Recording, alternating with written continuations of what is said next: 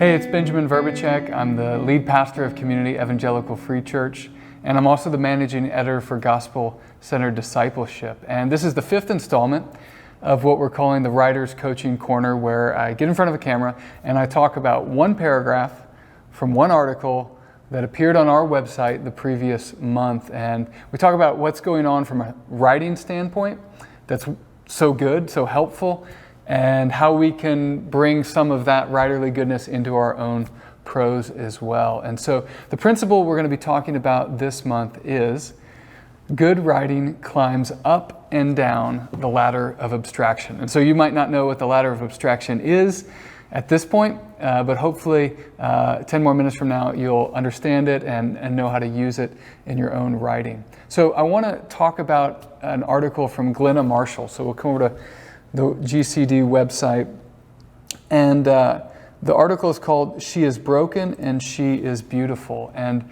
we've been running a series of articles on our blog about the importance of the local church. The series is called "Oh Come Let Us Return to the Local Church," which is sort of an allusion to Hosea 6, where "Come let us return to the Lord. He has torn us to pieces, but He will heal us." Shane and Shane have a song about that, but that's not what we're talking about. But it is what Glenna was talking about in this article. So Glenna Marshall is an author. She's written for P&R and Crossway, The Promises, His Presence, and Everyday Faithfulness, with Crossway most recently, blogger, musician, pastor's wife, mother, all sorts of things, but wrote a really beautiful article about the local church. And so I'm going to cheat a little bit and not just read one paragraph. Here's the article.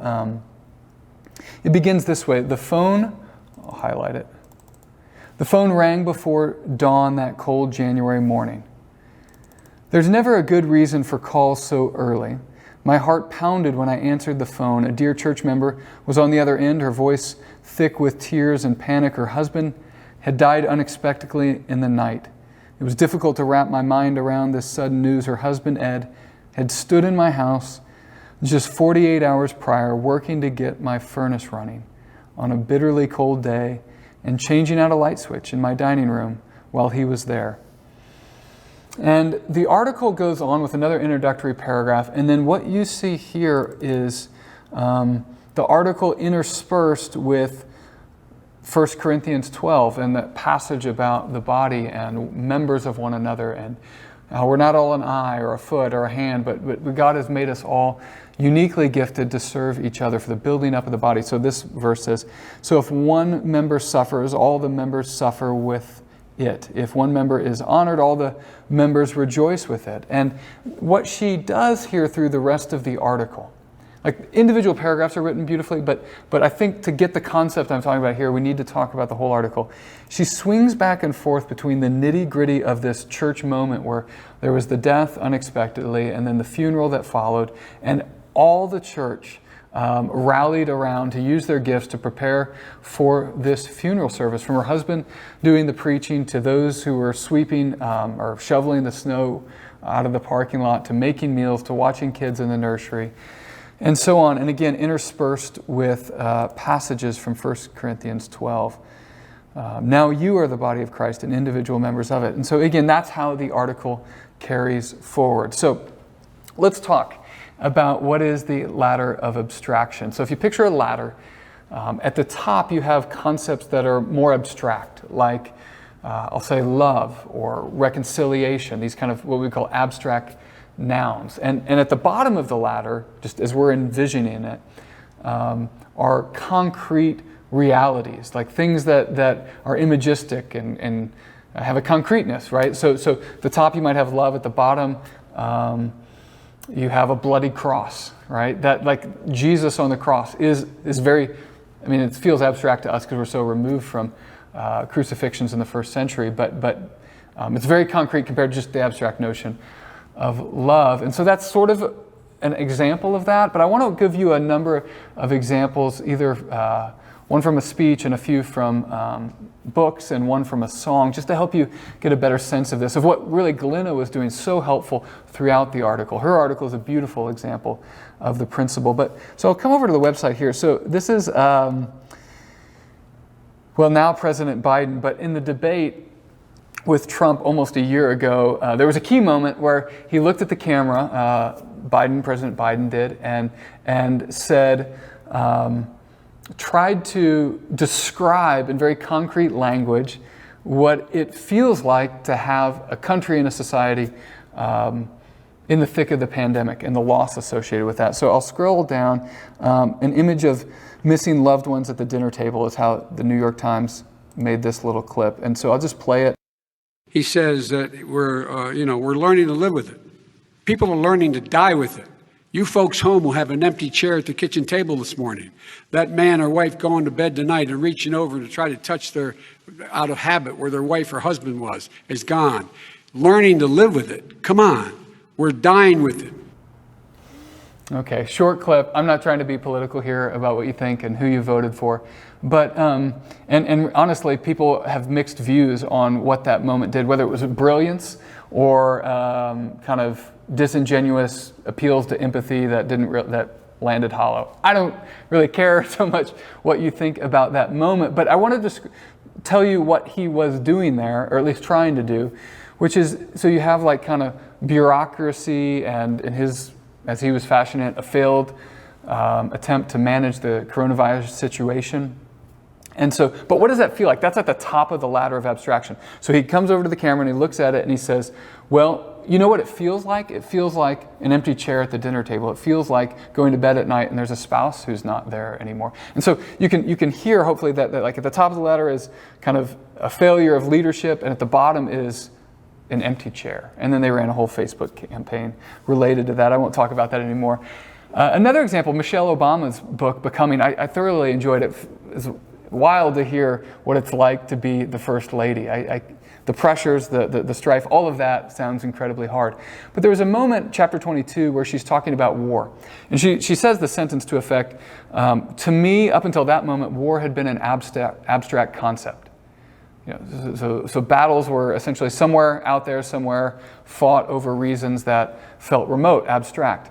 But then she describes what it was like to serve at, attend Walter Reed Medical Facility, where many soldiers are brought home that have been wounded and maimed, and their families visiting there. And she just said essentially that war became a very personal and concrete reality to her. And so she's talking, again, going up and down the ladder of abstraction.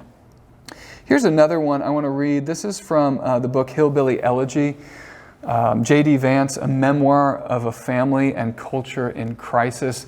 I thoroughly enjoyed this. A lot of language issues, so I'm not going to pass it on without probably no qualifications. But there's also a really interesting element of Christianity in the background. Like, what is true Christianity? And is J.D. Vance embracing it or not? That I'll leave you to ponder that if you ever listen to the novel, the memoir. But at the beginning, he's describing, okay, some people quote statistics and some people do this and that to describe Appalachia poverty and kind of hillbilly poverty, honestly.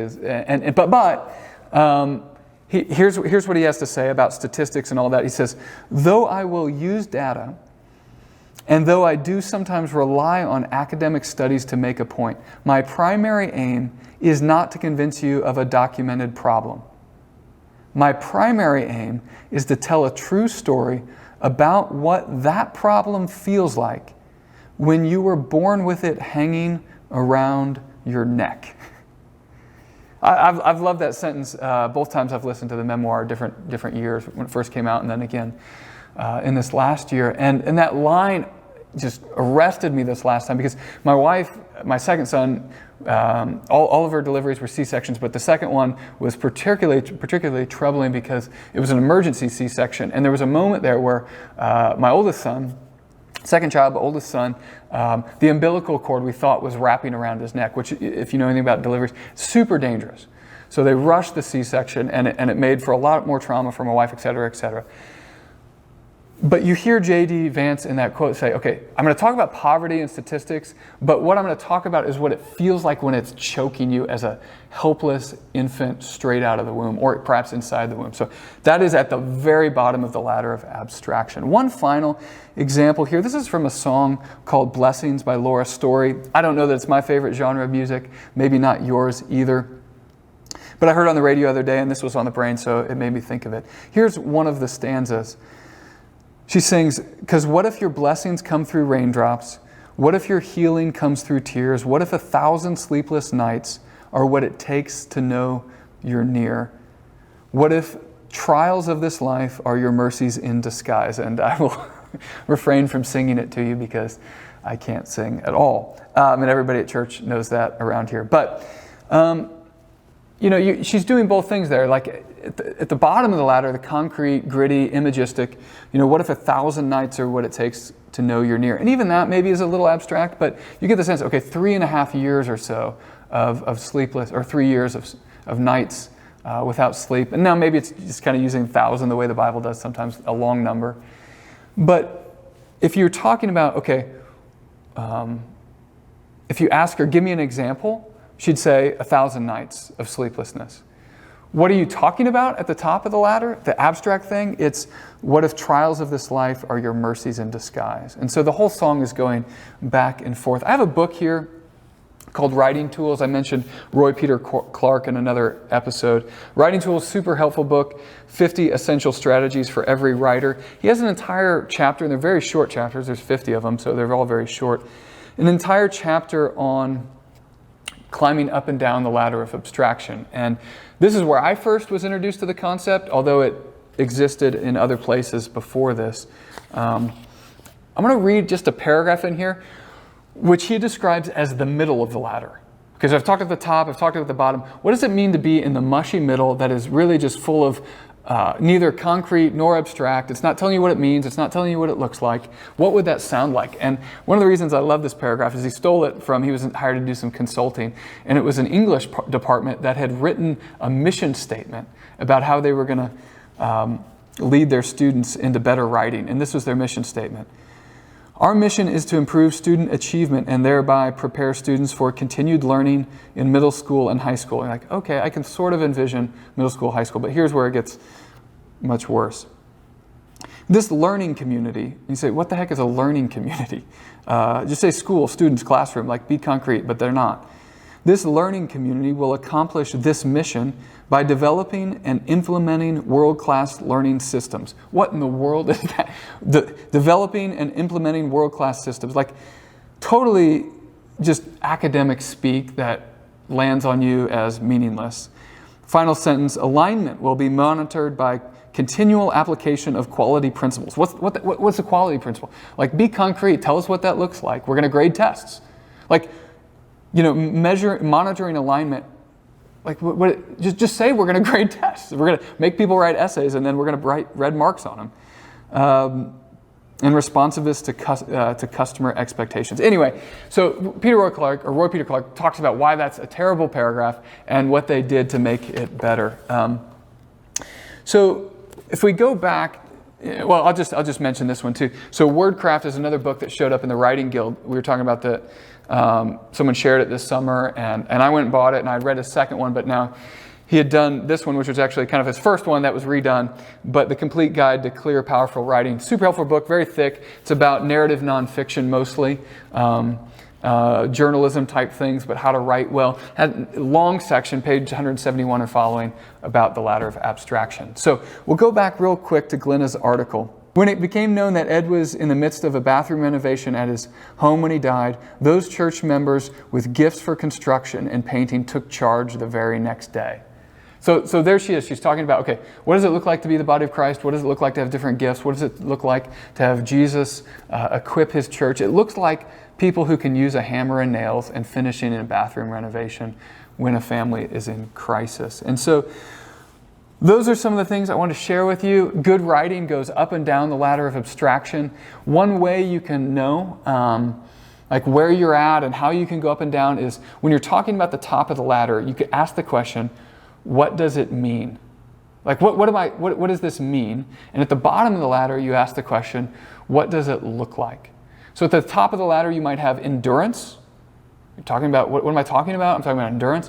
What does it look like? You might write the Ironman triathlon.